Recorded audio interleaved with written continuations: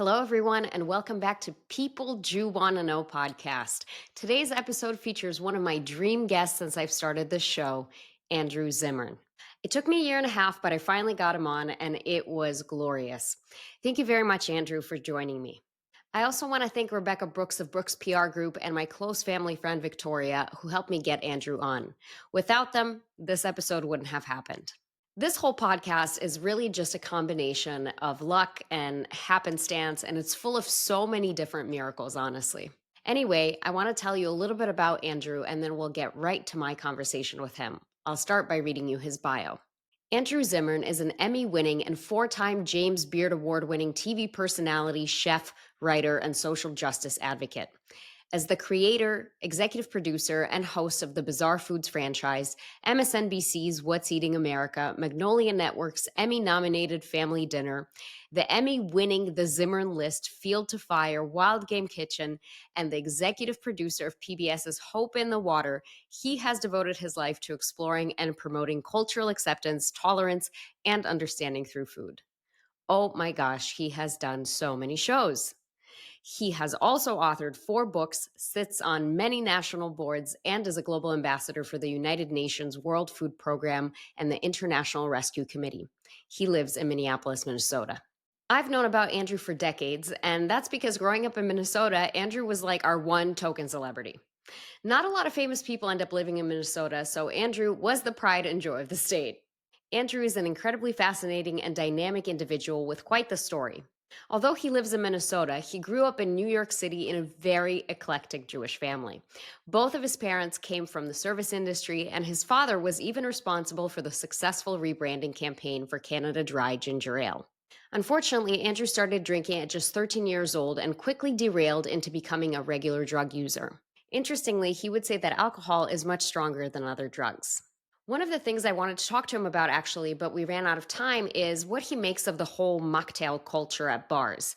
And maybe I'll have another opportunity to chat with him, and then I'll make sure to ask. So as I was saying, Andrew's life quickly took a turn for the worst.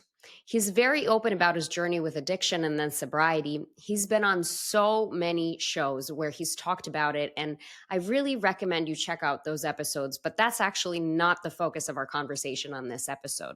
Andrew was a serious addict. On one of the podcasts he talked about how at one point he had no money and he lived in some abandoned building where he had to spray like cleaning supplies around his mattress so that at night when he slept, the roaches and rats wouldn't climb on him. Finally, his friends had an intervention for him and Andrew was admitted to Hazelden. Hazelden is a really famous addiction treatment facility in Minnesota. Even very, very famous celebrities get admitted there when they have to go seek treatment for their addiction. And the staff that work there sign NDAs. My mom actually worked there for a short period of time as a physician. After getting treatment, Andrew did a lot of work on himself to grow, process trauma he had, and heal. He ended up staying in Minnesota where he has built a beautiful family and an incredibly successful career. I noticed that on a lot of other media appearances, people tend to ask him why he willingly lives in Minnesota if he could be in a place like New York or LA. Whether the person asking intends it or not, that question always has a little bit of an undertone of judgment, like Minnesota, yikes. Andrew's response to that question is, if I lived in New York, I'd probably be dead. He considers himself a workaholic, and living in a place like New York or LA, it would make it very hard for him to ever stop working. As a former addict, Andrew also talks about how for many years of his life, everything in the world revolved just around him and his addiction. After recovery, he completely turned his life around and now is on the other end of the spectrum where absolutely everything he does in his life is for others. He calls this the other-centered mindset, which you'll hear in the episode. In this episode, I want you to see a side of Andrew that you don't often see elsewhere. We talk about his Jewish upbringing, his reflections on traveling the world, and how he thinks we can connect in an increasingly disconnected time. Listen closely, because throughout the episode, Andrew weaves countless pieces of wisdom in a very effortless way. Not just about humanity or seeing the world, but also about marketing, business, branding. And for how many cookbooks he's written, I really hope he's considering writing a book about what he's learned over the years and his principles, because I can sense that there's a ton there. I feel very privileged to share Andrew's story and with a truly new angle. Without giving too many spoilers, Andrew talks about why it's sometimes more important to be the only in something than to be the best. And this really resonates with me because I'm an independent podcaster and a one woman show. I can't compete on funding or a fancy production, but what I can compete on is creativity, ingenuity, and novelty so that I can earn your eyes and ears every episode. So, in that sense, I work very hard to be the only in my own way. Please enjoy this episode. Hey, Andrew, welcome to People Jew Want to Know podcast. Thank you so much for being with me here today. I'm flattered you want to know me. A Jew definitely want to know you. That's for sure. It's such an honor. I have to disclose to you that literally 3 weeks ago, I was on a train from Philadelphia going back to New York, and I ran into your childhood friend of very many years, David Which Saltzman. one? Oh my God. Yeah, so He's David, literally my oldest friend. yeah, if you're listening to this, here we are. It's happening. I'm interviewing Andrew. David is 6 months younger than me. And I was born in July 61. He's January 62. And so when his mother was in the hospital, and this was, by the way, in the 60s for younger viewers listening, when you gave birth to a child, you were in the hospital for 2-3 days. I mean, it was an unnecessary, as we now know, women can give birth and then walk out and do whatever they need to do. But in those days, they were very concerned about a lot of different things. And so people typically stayed in the hospital for a couple of nights. My mother visited the next morning after David had been born. And I think my mother has it, or maybe David and his mother have it. But there's a picture of my mother holding me in the hospital while David is all swaddled and resting on top of the blankets over his mother, Ellen. And yeah, he's literally my oldest friend in the world. And at various points in my life, before life gets complicated, we were essentially inseparable, especially as young kids growing up. That is amazing. And I have to tell you that the way we met is crazy. And it's a product of the fact that I'm a really nosy person. I was waiting in line for the train, and there was this family behind me also waiting for the train. And I overheard them talking about a Jewish musical happening in Manhattan. And I know the guy who wrote the musical. So I turned around and I was like, "Are you guys talking about this musical?" And they're like, "Yeah." And I was like, "Well, I know, the guy who wrote it, and it's great. You should go." And they're like, "Oh, well, nice to meet you." And I was like, "I actually have a Jewish podcast in Manhattan."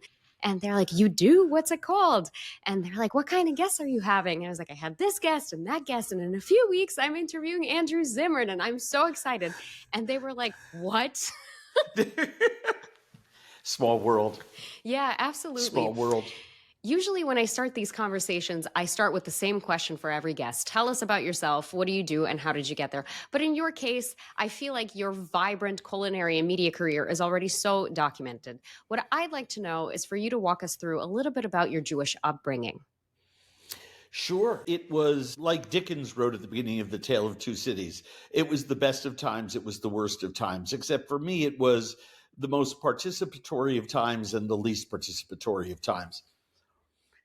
A lot of families, generationally, the late 50s and early 60s were a fascinating little piece of American history where so many adults who came of a certain age in their 30s, 20s, 30s during those decades, truly rebelled against. I mean, they were right before the Woodstock generation. My parents were, 1968 and forward. We marched. They donated money. They had me late in life, so they were working and successful by most standards. But they really rebelled against their parents. And in my father's case, and my father made all the decisions in our family of this type. He had been raised in a very formidable conservative household. So he made the decision, like so many men of his age at that time, that, spirituality, yes. New York Times, good. Bagels, good. Temple at holidays, good. Hanukkah, Seder, fasting at Yom Kippur and breaking the fast, Rosh Hashanah, all good. Everything else not so good. And it was actually at times very confusing for me because, all of a sudden all my friends were going to Hebrew school and getting ready for bar and bat mitzvah. And I wanted that for a time for myself. And my father was, nope, we're not doing that. We're not doing that. I mean, that's basically my situation then and my situation now. I identify culturally as Jewish. I identify as, if we get into the nitty gritty about spirituality versus religion, I identify as a Jew that way too. It provides me a tremendous source of strength and a tremendous amount of pride, despite a lot of the events over the course of my lifetime. I'm 64 years old. As a Jew, it doesn't matter whether you're 3 years old or 63 years old, right? We've all seen a lot of shit. I mean, that's just the way that's the way it happens. But we have a wonderful way of communicating with one another and staying in our Jewishness that I love about that piece of my identity. You don't have to do anything to be Jewish. And I mean that in the most beautiful sense of the world. If you say you want to, great. If you go to temple every day, great. If you don't ever set foot inside, you want to identify that way and you want to practice some of the spiritual principles that we have in our tradition, great. You want to show up a couple times a year and sing some songs, great. There is a happiness and a joy around this identity that I think is, it's spiritual heroin. I mean, I can't get enough of it, and it's very important to me.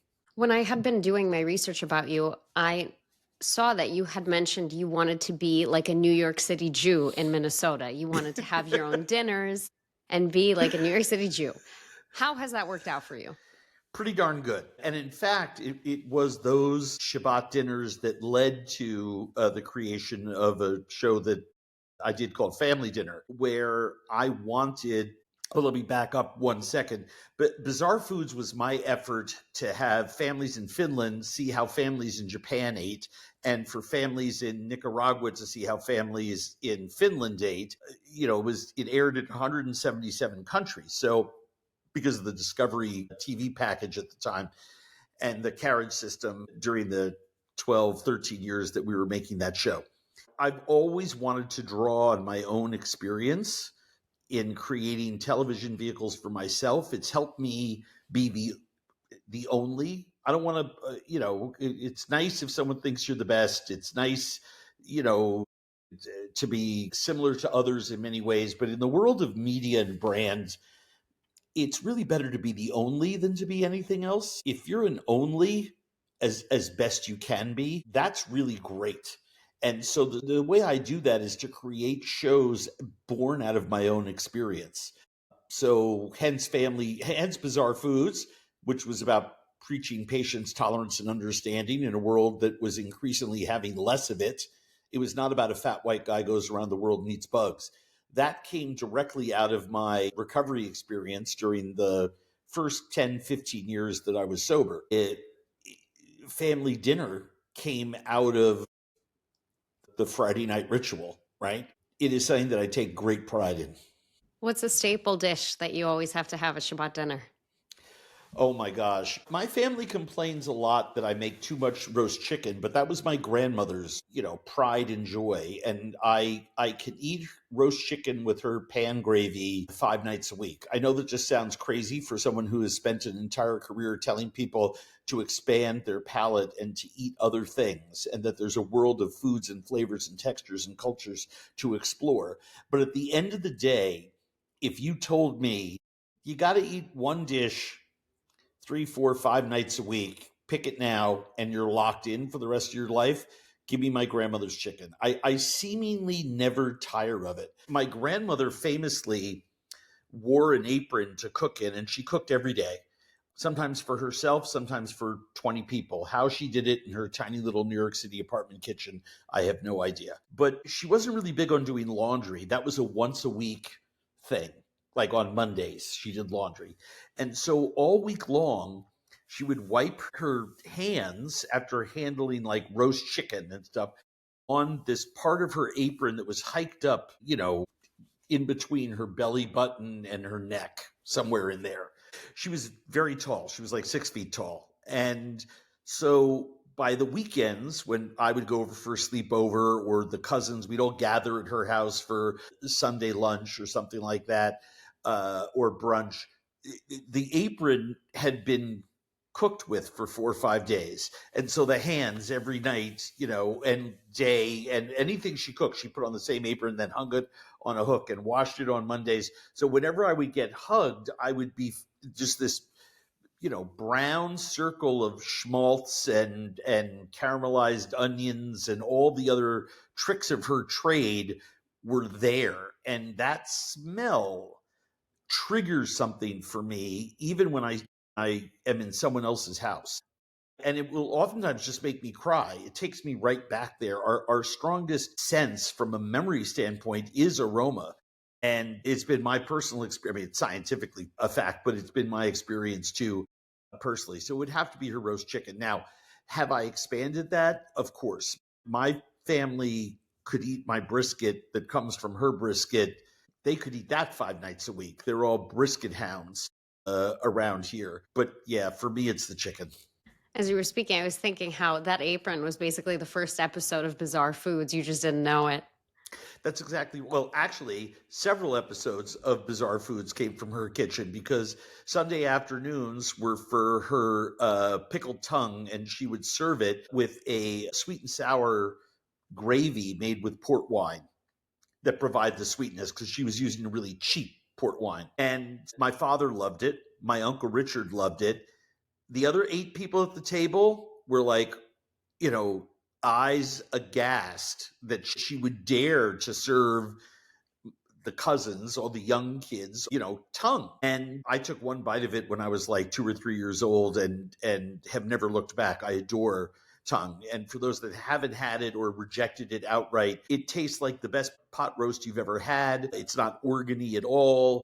It's shocking to some when it comes out whole. Most people slice it and arrange it on a platter first, but it is a remarkable and delicious cut of meat. But yeah, my first tongue was there. And my grandmother and grandfather had a woman who was a quasi housekeeper, Shabbos goy. My grandmother was the head of the sisterhood at Mount Neboa Synagogue, which was the synagogue right across the street from Zabar's on 9th and Broadway in New York City. So she was a pretty big vadel on the Upper West Side. In the 60s and 70s, going shopping on a Saturday or Sunday with my grandmother was a really, really incredible experience, in terms of everyone coming out of little shops and chatting with her. And she would spend hours perambulating around the neighborhood, up 5 blocks, down 10, back up 5. But she had a Shabbos goy, she and my grandfather, who would come in Friday and cook and clean and, stay over on Friday nights and leave Saturday late afternoon. And she cooked some amazing, she was a Hungarian woman. My father collected a lot of her recipes, some of which came down to me for a really stunning goulash in particular. And she cooked very simple, rustic, traditional Hungarian foods. But that and the Czech restaurants and the German restaurants of Yorkville, which is what they called the neighborhood in the 70s and 80s, over by First Avenue, Second Avenue, almost all the way to York Avenue, which is where it got its name, and Chinese food down in Lower Manhattan were the wake-up call for me for eating with a global sensibility. Going out to Arthur Avenue with my father in the Bronx and getting out of the subway with him, and you don't hear any English spoken at all, was an experience. I didn't know you could be in Italy in New York City, but you could in the 60s. All of those things sort of, I think, gave me the worldview that allowed Bizarre Foods to be created. I believe there was one place you didn't visit in all of the countries that you visited, which was Kazakhstan. And they're known for horse meat. I went to Kazakhstan. You did? Did you try bishbarmak? I ate. I was there for 10 days. You can't, and traveled all over that country. I ate everything, and this is I no disrespect to Kazakhstan culture. The food that I ate there was mind-blowingly good. The amount of things that you ate, from stem to stern is, 100 different dishes, and everything's sort of a variation on that. It is finite in a really wonderful way. It's very difficult to eat in Mongolia because it's so finite, it can cease to be wonderful for people. But especially we based out of Almaty for most of the trip there. And for people who don't know, Kazakhstan is literally means the people of the horse, I think, when translated into Kazakh.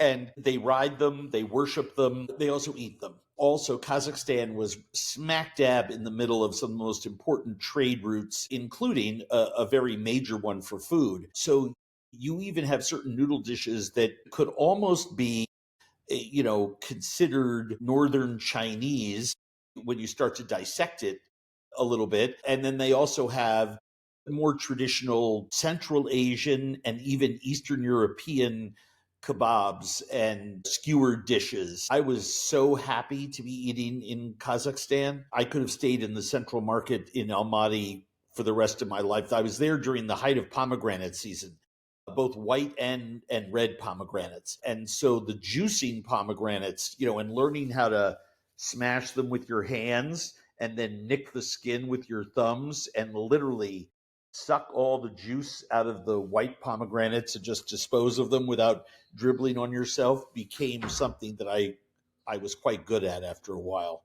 I love Kazakhstan. The only thing that was tough for me in Kazakhstan was I went, in all of the food halls there and the meat butcher shops and stuff like that. They make a lot of cured meats and preserved meats, and they have one with horse where they use the last 6 feet of intestine ending with the sphincter muscle, and they put all kinds of horse meat in there and salt and garlic and seasonings, and then they stuff it in this intestine. And the way that and this is very typical in very many countries, especially in Chinese markets, they leave the sphincter muscle on at one end so that it's a sign to any buyers that it's the real deal, right? That it's actually that specific type of sausage, and they prize themselves on that. And those last couple of inches is, very typically, it sounds like cliched food writer 101, but the best customers they save those last couple inches for, which for some people can be really intimidating, right? That you will be dining on eating the horse rectum sliced thin as a casing for the sausage. I just thought it was absolutely fantastic. And I still have pictures of the kebab restaurants there, and these massive kebab cooking devices that look like an A-frame house, and in the middle is a chimney that they put all the wood in, and as it burns, it falls down into coals. And if it's kind of busy, they spread it out 5, 8, 9 feet on each side so that they have like 18 feet of running space to grill. They've got 8, 9 different kinds of skewered dishes there that they're serving. But Saturday night, you need all 50 feet of the run because this thing is 25 feet on either side of it. And I've always wanted to put one of those in a New York City restaurant, but the laws in this country frown on that kind of cooking. I adored Kazakhstan, especially getting out into the villages. I'm talking about way out into the mountains, where the people are nomadic. They're tending their animals. They're pastoral people. But we got there when we shot there. It had only been about 6 or 7 years since they had allowed the cultural, they had overturned the cultural banning of hunting with eagles, golden eagles, which was taken away from the people there for decades and hidden away. And the secrets passed down and trained little boys at night in secret. This is very typical of countries who are under the jackboot of oppression, especially from the Soviet Union. But it also happened in Cambodia under Pol Pot, another autocrat, where he forbid Khmer cooking and almost succeeded in wiping it out entirely, but it was preserved by grandmothers and chefs the minute Pol Pot was gone. ran all around the country interviewing women before they died to make sure that these recipes would never die. And they preserved this hunting with golden eagles in Kazakhstan for the same reasons, because it was such an important part of their culture. So I got to hunt for rabbit with golden eagles and cook up the wild hare by the side of the river, 1,000 miles from the nearest road or anything. I've never experienced anything quite like it. Very unique. And Almaty is now, it's the country has a decent amount of wealth because of the ore and a lot of other natural wealth that they've discovered in the mountains, in the ground, and otherwise. And so Almaty has turned into a very sort of vibrant place. Actually, the ambassador to Kazakhstan had me to his residence in Washington, D.C., because no one else had done a TV show there. I was the first American to go over and tell stories of the Kazakh people. And so, I've got my honorary. I'm as Kazakh as anyone according to the government there. They are, and I get holiday cards from them. I mean, at times the craziest things show up. It's glorious. And I mean, I love Kazakhstan, and I went there on a Jewish trip, and half the group kept kosher, so they couldn't try any of the national foods. And that's actually part of the reason I probably will never keep kosher. I don't know what would need to happen for me to keep kosher, but I want to interact with food all over the world. And in order to do that, you have to not have major dietary restrictions. But Kazakhstan, I have to shout them out. They're part of the Abraham Accords now. So that's wonderful. Shout out to Kazakhstan. I would encourage people, that everyone wants to go to, Rome and Florence and Paris and London, and that's great. I encourage people to go to places like Kazakhstan because, number one, you feel like you're really traveling, because guess what? You really are. Number two, there's no fucking tourist buses. You can actually sit in Almaty under a tree at a little table and drink a coffee in the morning, and you don't see a tourist bus, right? And it's physically such a beautiful country. The people are lovely. I can't say enough about it. It makes me wonder, are there any unsolved mysteries from your time and doing bizarre foods? Like, is there anything you can't explain from the show? Oh my God. So many of them, most of them involving a lot of danger. But, we were in Brazil, in Rio, and we wanted to do a story about, well, I'll back up a second. All around the world, in the biggest cities, you have neighborhoods that not even the army will go into. They're so dangerous, and they're usually controlled by someone other than the government, typically an international narco trafficker or arms trader. This is true of the Tepito neighborhood in Mexico City. It's true of Jeppes Hostel in Johannesburg. It is true of the favelas in Rio de Janeiro. But if you are a true food explorer, you have to go into those places. And the reason is the poorest of the poor from all over the country will travel into these places because they know they can get a job. They know that they can get housing. They know that they can get support. The loan sharking that goes on in that, I don't condone, or, and I'm not saying these are great places. I'm just saying that's the system. So as a food explorer, if you want to check out food that you will not find anywhere else, you have to go into those places. Tepito Market, I will never forget. We had to get the permission from the bad guy at the top, the head of the crime family, to go in there and make TV. I subsequently have made several shows in Tepito Market because he's a huge fan of mine. And I've gone back as a traveler and been in Tepito Market because the food is so extraordinary. Certain things you can really only find there. Some of the people who were assigned to security with us are now risen in the crime family, and they are now underbosses, and they're like, hey, remember me? I was the guy who drove you and walked you around Tepito, like that. And I'm like, Luis? And, I'm looking in the eyes of one of, Interpol's most wanted gangsters were some of these people that I had hung out with over the years, and they weren't killed, and they kept rising up in the ranks. And it's the type of place where they tell you, yeah, you could put your wallet to everyone sees you're with us. You can put your wallet down on the ground and come back 2 hours and get it. Despite this being a place filled with pickpockets and all the rest of these people, they know that you're with us. They'll be chopped up and put into a box, and they're being really serious if they touch anything from one of our guests. So it's quite funny and in a really sick, perverse way, obviously. But I have been offered human organs, children. One of them had read an interview that at the point in time when I was down there for a second trip, that I was open to adopting another child at the time, which was true. So they said, we can arrange that for you, and we can give you all the fake paperwork. No problem. You're just going to take the kid back to America, whatever you want.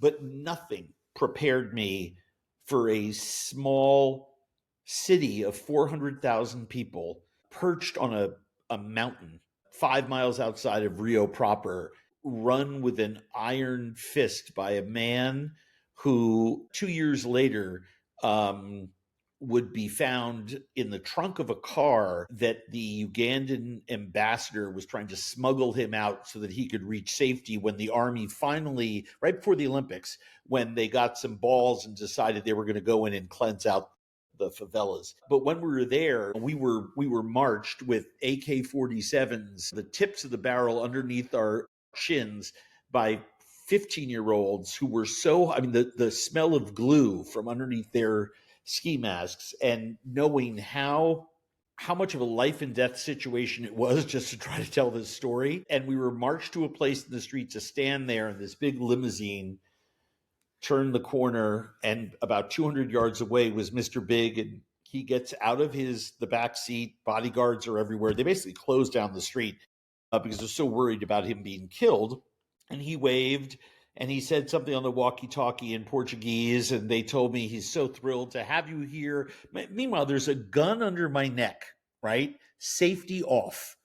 And he is welcoming me. We're so thrilled to have you. Enjoy the hospitality. Your money is no good here. Everything is on us. And the ironies of that trip and of telling that story to this day still surprise me. I'm so lucky to have experienced all those things, the good and the bad, right? I'm forever changed by those. Those are the ones that change you. Travel is transformative, and you make decisions while you're in a place where you are forced to ask questions, to be humble, to say you don't know something, to behave in a different way that you don't really get when you go to Rome or Paris or London, because those cities are so westernized. Everyone speaks English, and any sort of boorish American behavior is excused. Go to a favela when they exist, or go to Jeppy's hostel and try to get away with looking at someone or taking a picture when you shouldn't. You'd be shot. We were actually in Topito at late at night doing something. It was a restaurant that opened like 2 a.m. for people working the third shift, and they sold fried turkey tushes and chicken tushes, absolutely delicious, and rolled them up in tortillas. It was one of my favorite foods that I've ever eaten. I mean, to have the opportunity, usually get one crispy turkey tail, but to have a restaurant that's all they make, right, is just quite extraordinary. They steam them till they're tender, and then they fry them crispy. It's just insanely glorious. But we were told no cameras. And of course, one of our cameramen love visual storytelling. So he was seeing things and colors and just geometric patterns in the streets that he just decided, I'll just hold it underneath my arm and turn it on. And within about 30 seconds, we heard pop, pop, and there were 2 bullet holes about a foot over his head in the wall. And our fixer grabbed the camera and shouted something in Spanish and waved his arms and said, "You're lucky they were being nice and gave you warning shots," right? I mean, it's amazing to me how difficult some of our storytelling really was. I think that's the duality of the show. And you talked about it earlier. You mentioned that it's not just a guy eating bugs, right? It's the ability to portray humanity even in places that seem so different from us. And that's what you did, is you brought us to an understanding of all these people all over the world. And now is an interesting time where we feel disconnected more than ever, even though our access to knowledge about people all over the world is the most it's ever been. I'm curious, what do you think we do about that? We fight like hell for what's right. And we try to turn the tide, knowing that when we look back at history, the tide always turns. I'm an eternal optimist. You said something a minute ago, and I really do believe that. We continue to be kind. We continue to be generous. We continue to be in service of those that don't have what we have. We continue to live in an other-centered way, attraction, not promotion, right? And knowing that the tide will turn, because it always does. That does not mean we don't have to be aware. That does not mean that you just merrily, walk around as if the world's as safe everywhere and the decisions aren't being made in the halls of power that radically affect people in a different country. It's not just in America, it's all over. I mean, I could list dozens of countries that are really in danger of collapsing. It is a seconds and inches issue for many countries. And I firmly believe that, the next 10 years there's going to be a lot of surprises. Anyone who studies world culture and dives into civics of other countries and reads and tries to stay up on these things knows what I'm talking about. I'm not being fatalistic. I'm just, this is the world that we live in 2025. John D. Rockefeller said something very interesting at the point in time when he was the world's richest man. He famously said to someone who came to them with a for-profit project that he advised them to turn into a nonprofit. And they asked him why, and he said, money ruins everything. We're now producing a type of wealth that has never been seen before. And we're driving people culturally in the West to place wealth on a pedestal above all other things. Right below the money come the things that you can buy with the money, right? And right below that come the behaviors that people believe are excusable because you have the things and the money. For anyone who has ever studied Torah or this Dalai Lama or the previous Dalai Lamas or any historical Buddhist teachings, there's a lot of overlap, by the way, will remember that when one pursues those three things, it never works out. Yeah, and you also have been very forthcoming that after your journey to sobriety, everything that you do is focused on service, in service of others, building community, helping others. You have a new book that just came out focusing on seafood and sustainability. You're also big on sustainability. What's the message that you hope to send with this book? Very simple. Eat more seafood. Full stop. If you want to do something that's good for planet Earth, and thank you about the service thing, it's a very selfish thing. I learned early in sobriety that the only thing that would stop my own brain from gnawing at this persistent anxiety and negative future fantasizing was doing things for other people. And it was actually something that I learned going to synagogue with my grandmother as a little boy. We have a tradition of being in service to other people. That was the first time I heard it, and I ignored it. I was a user of people and a taker of things the first 31 years of my life, and a reprehensible human being. I very little redemptive qualities during those first 3 decades. And I learned very quickly that when I did things for other people, not only was I experiencing more peace in my life, but there was calm. I was able to match serenity to calamity. I was able to focus. I was more productive.